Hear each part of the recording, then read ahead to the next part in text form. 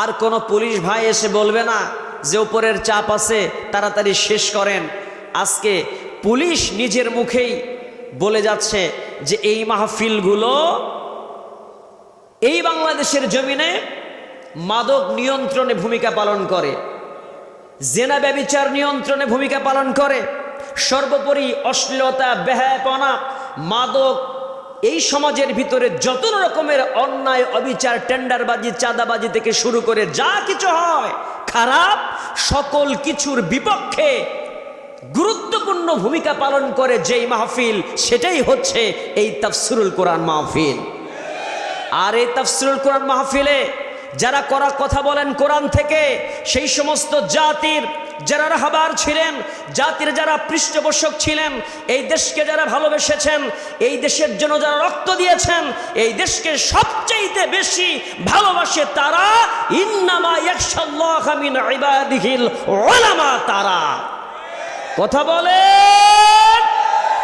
আর সেই সমস্ত মানুষদেরকে বিগত সময়ে 16টা বৎসর আয়না ঘরের ভিতরে বন্দি করে রেখে নির্যাতনের স্টিম রোলার চালিয়ে এই পরিমাণ নির্যাতন করা হয়েছে যে নির্যাতনের লোমহর্ষক বর্ণনা শুনলে পরে পাষণ্ড সীমারের চোখেও পানি আসার মতো উপক্রম হয়। কথা বলেন ঠিক কিনা? কিন্তু নব্য জাহিলিয়াতের এই বাংলাদেশের সবচেয়ে নিকৃষ্ট যারা জঙ্গি আখ্যা দিয়েছিল, বাংলাদেশে যারা কোরআনের কথা বলতো, সেই সমস্ত মানুষগুলো আজকে তারাই বাংলাদেশে ছাত্র শিবিরকে নিষিদ্ধ করতে এসে তারাই জঙ্গি হয়ে তাদেরকে আল্লাহ নিষিদ্ধ করে দিয়েছে। এখন নিষিদ্ধ সংগঠন কারা? জোরে কথা বলে, নিষিদ্ধ সংগঠন কারা? বিগত বৎসরে সেই ছাত্রলীগ, সাদ্দামের নেতৃত্বে যারা তাদের সেই পৃষ্ঠপোষকতায় যারা কাজ করত, এই জনসাধারণের মাঝে বিশৃঙ্খলা তৈরি করত, জঙ্গিবাদের কার্যক্রম পরিচালনা করে উদুর পিণ্ডি বুদুর ঘাড়ে ঢালতো, তারাই আজকে নিষিদ্ধের খাতায় চলে গেছে। কথা বলেন, কথা বলেন, কথা বলেন। তবে ভাই আরেকটা কথা বলি, সাথে সাবধান হতে হবে। সাবধান হতে হবে এই কারণে, মাঝে মাঝেই ফোন কল ভাইরাল হয়, মাঝে মাঝেই বলে আপা কি করব আমরা, কোনো টেনশন করিস না, আমি তোদের পাশে আছি ভারতে, টুপ করে 26 তারিখে চুপ করে ঢুকে পড়বো। কথা কয় না কেন? চুপ করে 26 তারিখে টুপ করে ঢুকে পড়বো। কথা কত 26 তারিখ গেল, 27 গেল, 28 গেল, 29 গেল, 30 গেল, এখন নভেম্বরের কয় তারিখ? আর আশার আপা মানে আর আপার আশা হলো না। প্রিয় ভাই আমার, কিন্তু সজাগ দৃষ্টি রাখতে হবে। আমি আপনাদের যেই কথা বলে আলোচনা এইভাবে শুরু করতে চাই, বিগত সময়ে আপনারা জেনেছেন বদর যুদ্ধে আল্লাহ রাসূল সাল্লাল্লাহু আলাইহি ওয়াসাল্লামের নেতৃত্বের মধ্য দিয়ে যুদ্ধ পরিচালিত হবার পর আল্লাহর খাস রহমতে মুসলমান বিজয় লাভ করলেও রাসূল সাল্লাল্লাহু আলাইহি ওয়াসাল্লামের নেতৃত্বের মাঝে থেকেও যারা মুনাফিকি করেছে, 100% নেতৃত্ব মানে নাই, উহুদ যুদ্ধে কিন্তু তারা পরাজিত হয়ে গিয়েছিল, রক্ত ঝরেছিল। কথা বলেন।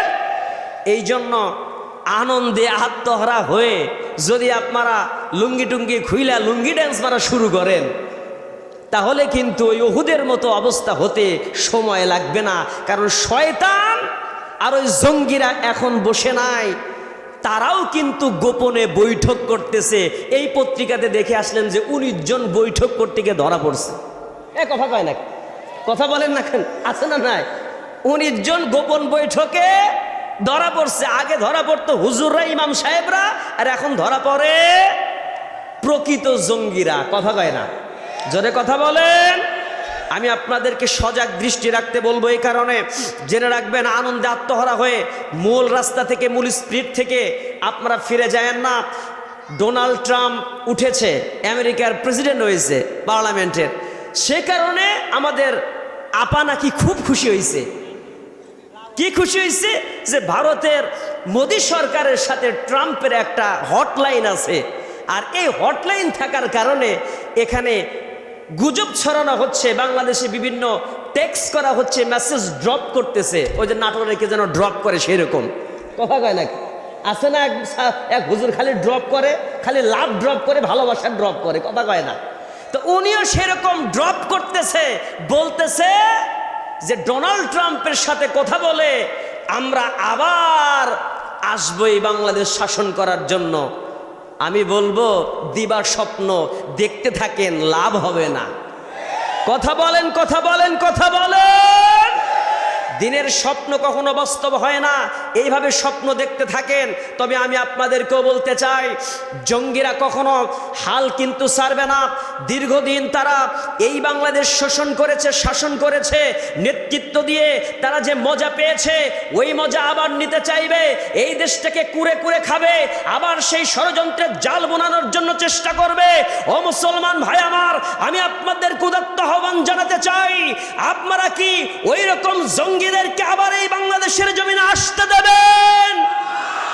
যদি আসতে না দেন তাহলে এই বাংলাদেশের জমিনে সমস্ত দলের ভাইয়েরা, দেশকে যারা ভালোবাসে সবাই একমত হয়ে দেশের মহব্বতে, ইসলামের মহব্বতে সক্রিয় থেকে বাতিলের মোকাবেলা করতে হবে, সজাগ দৃষ্টি রাখতে হবে। আর যেন জঙ্গি আসতে না পারে। এই জঙ্গি উৎখাত করার জন্য যদি আবারও মাঠে নামতে হয়, আবু সাঈদের মতো রক্ত দিতে হয়, মুগ্ধের মতো জীবন দিতে হয়, তবুও পিছপা হবে না। কারা দুকার হাত আল্লাহকে দেখায় দাও মুসলমান।